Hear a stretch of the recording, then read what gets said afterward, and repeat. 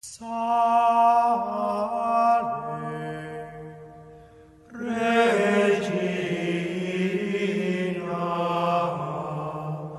Mater misericordiae.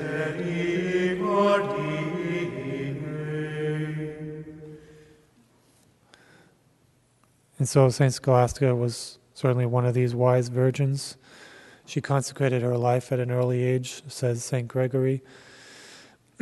She was the sister of Saint Benedict, and apparently the twin sister of Saint Benedict.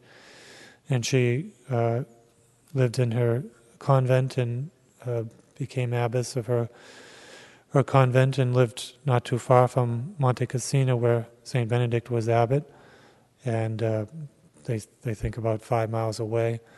And she would go and see Saint Benedict once a year to speak with him about spiritual matters, and all day long with him. And he would meet with her with some of his monks in a nearby house near Monte Cassino. And the last meeting that they had, St. Gregory recounts how they spent the day together speaking about spiritual matters, and then at night St. Scholastica wanted to continue speaking with him and the monks until all through the night into the morning. But St. Benedict didn't want to violate his rule and be away from his cell during the night, so he said he couldn't. So St. Scholastica bent her head in prayer and asked our Lord to allow him to stay and speak with her through the night.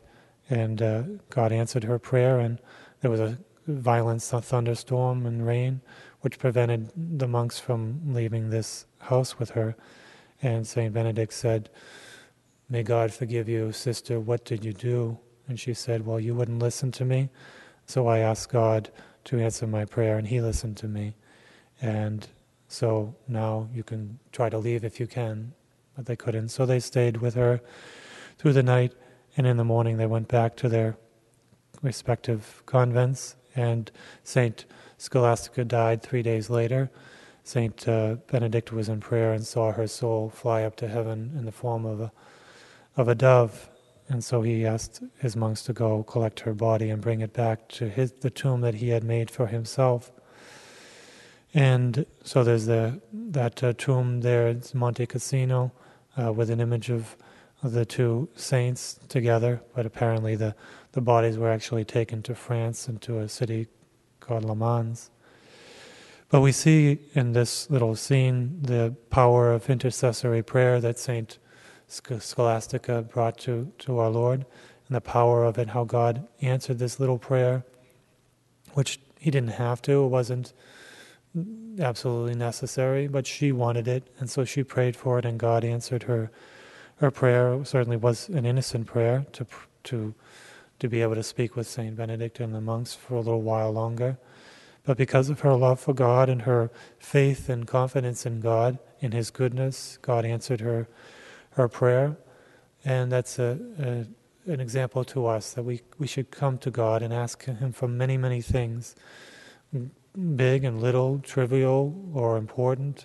We can ask him for anything, as long as it's not against God's will, or against what we know would not be God's will, or something that would not be good for us.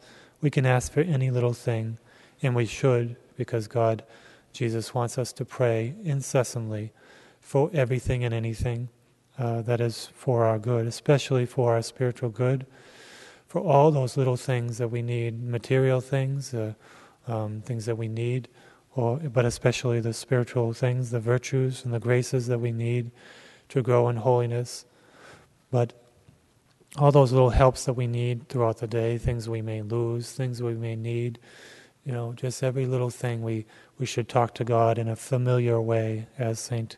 Scholastica did here, so that we develop this continual, constant prayer and love and familiarity and friendship with God, which is ultimately what he wants, this close, intimate friendship with us, which we cultivate through these prayers of petition, thanksgiving, adoration, thanksgiving to God, all these forms of prayer. But in a particular way, petition is a powerful thing, and we need so many things. We need so many graces, so much help from God, and so we must ask, and we will receive, seek and we will find, knock and the door will be open to us. So let us do that, and let us turn to Our Lady in that way too, developing a familiar relationship with Mary too, on a frequent, continual basis.